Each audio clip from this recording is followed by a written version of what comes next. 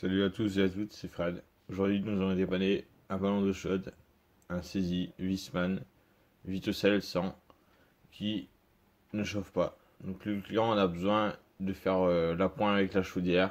Enfin, même plus que l'appoint, il doit chauffer la totalité de l'eau avec la chaudière car le solaire ne fonctionne pas, quoi. Les panneaux sont à 80 degrés et l'eau à l'intérieur est à 24 degrés, quoi. Donc je vais ouvrir le cache en avant et donc je vois le près le système comment c'est fait. Donc il y a une pompe.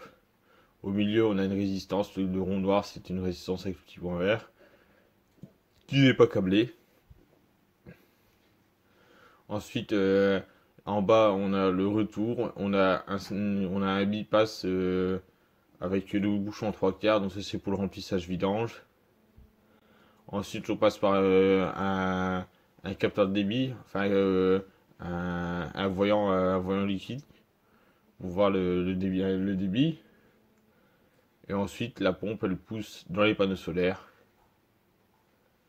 Et en haut, on voit le retour avec une vanne d'isolement,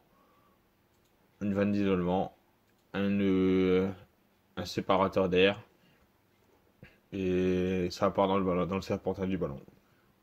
Donc c'est assez simple comme système, quoi. La pompe tourne ou tourne pas, quoi, en fonction de la température des capteurs et de la température du ballon. Donc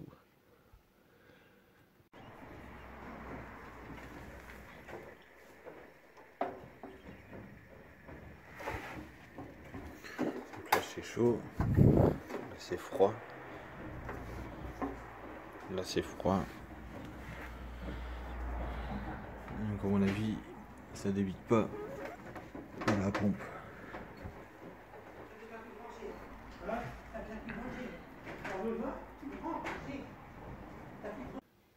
Donc moi, qu'est-ce que je vais faire? Je vais voir si la pompe tourne. Donc là, quand je touche la pompe, elle vibre, donc elle tourne, quoi. Ensuite, j'ai tâté au-dessus de la pompe. Euh,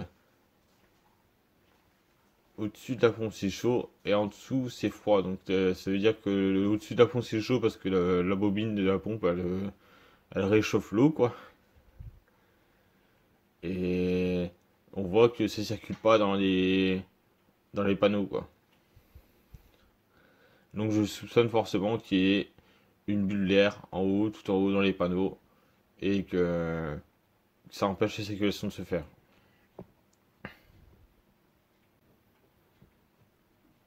Donc là ici, je pour faire le dépannage, j'ai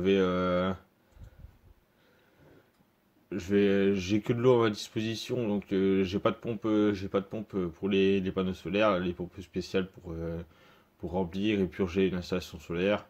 Donc j'ai pris deux tuyaux d'arrosage ainsi que mon tuyau de vidange. Donc le tuyau d'arrosage vert c'est la sortie. Donc la sortie je l'envoie dans le jerrycan, quoi, qui est derrière. Et le tuyau jaune, quoi, c'est l'entrée. Donc la vanne de bypass elle est fermée et les deux vannes de remplissage sont ouvertes. Et donc qu'est-ce qui se passe? L'eau qui rentre, elle pousse le glycol dans le jerrycan et donc ça purge en même temps, quoi.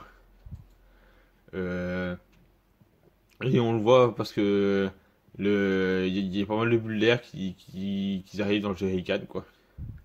Et une fois que le jerrycan est à moitié rempli et que j'entends que ça purge plus, et ben je décide de fermer la sortie d'eau. Je fais monter la pression à 2 bar 5 et je coupe.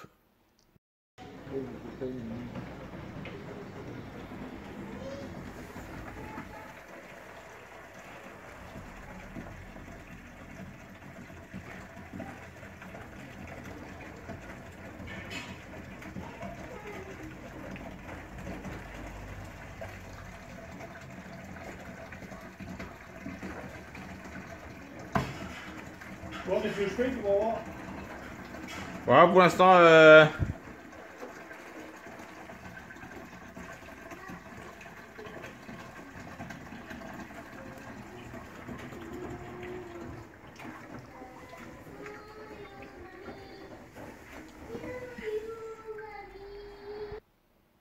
je rouvre le bypass, je rebranche la pompe, et là, comme par magie, ça fonctionne.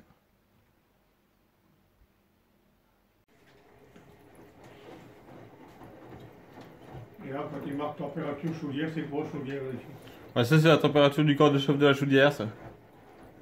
Il voit qu'il marque 33. Là.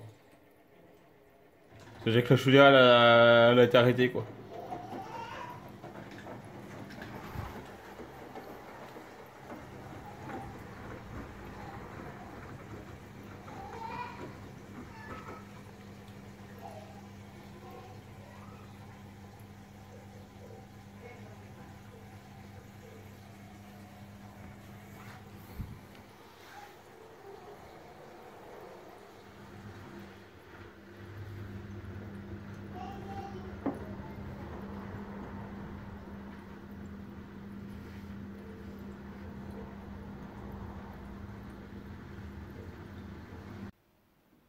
Donc par la suite, je dirais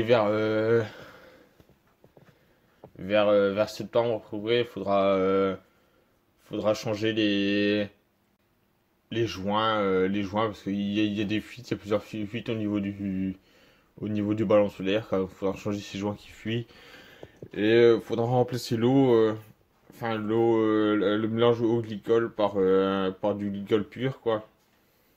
En plus, le glycol il est usé, donc ça lui fera une petite jeunesse, quoi. Merci de voir la vidéo, à bientôt.